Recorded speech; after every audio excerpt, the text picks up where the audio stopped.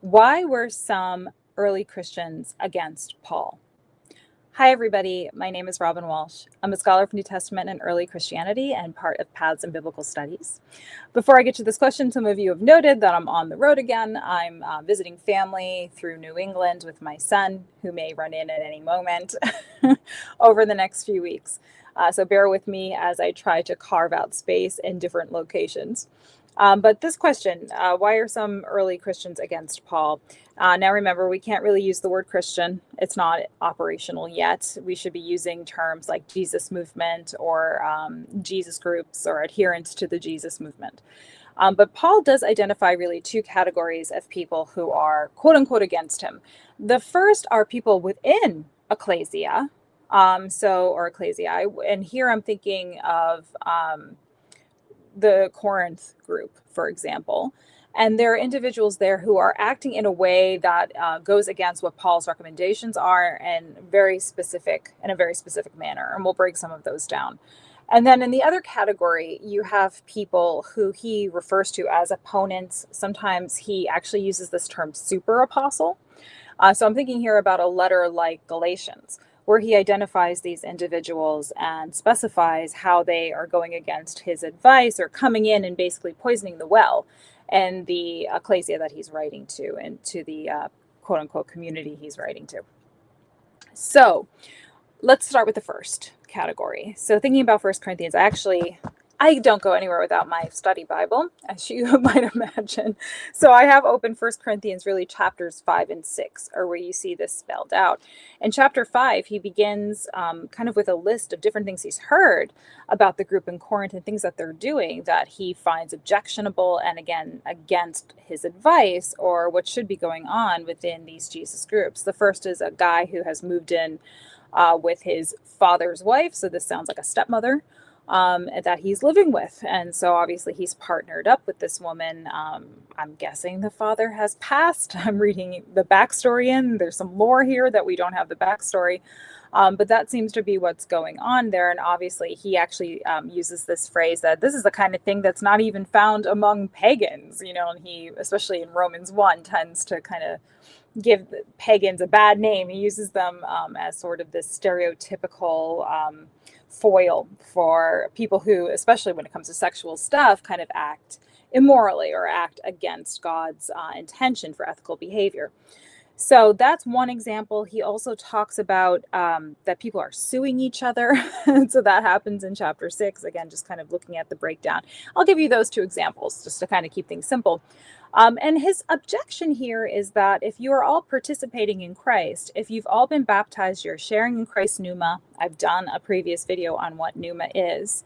That if you're all sharing in this spirit, you should automatically, more or less, understand what's right and wrong behavior.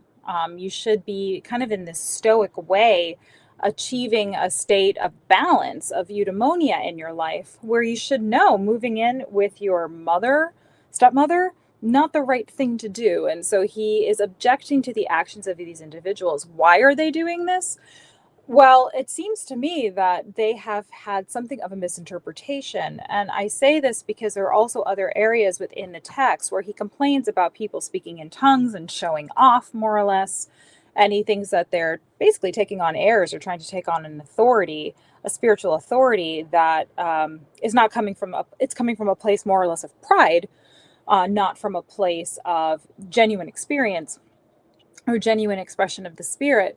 And I think that what's happening in Corinth is that these people believe that they are sharing in Christ's pneuma, that they're going to have these pneumatic bodies in the afterlife, but also that they're sort of exempt from judgment in a way because they're already part of the in-group.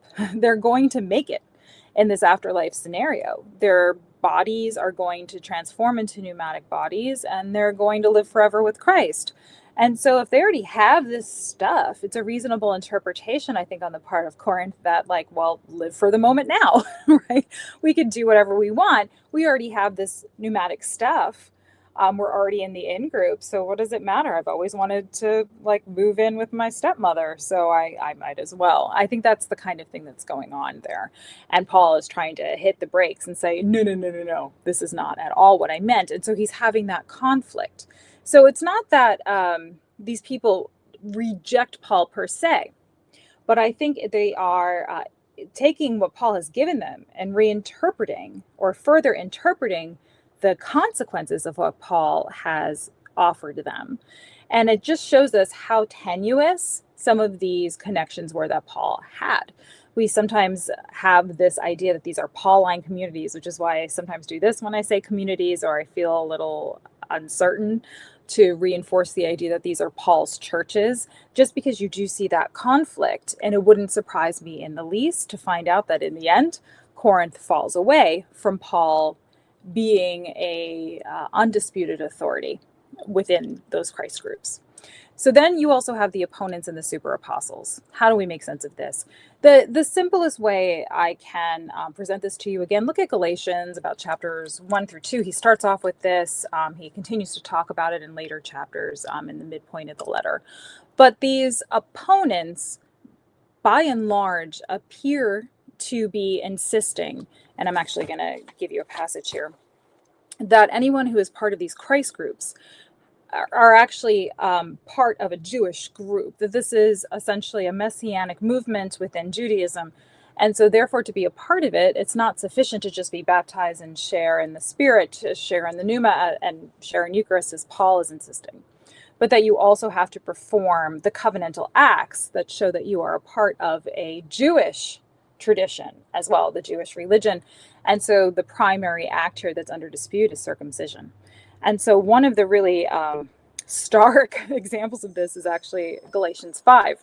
And the midpoint of Galatians 5, so this ends a section on warning against circumcision. He actually says in verse 12, I wish those who unsettle you would castrate themselves. That's a nice way of putting it. He's actually saying, like elsewhere, I hope that if you decide to circumcise when I told you not to, that when you go to do it, the knife slips. He's basically saying he hopes that you cut off your testicles. This is what castration means in antiquity.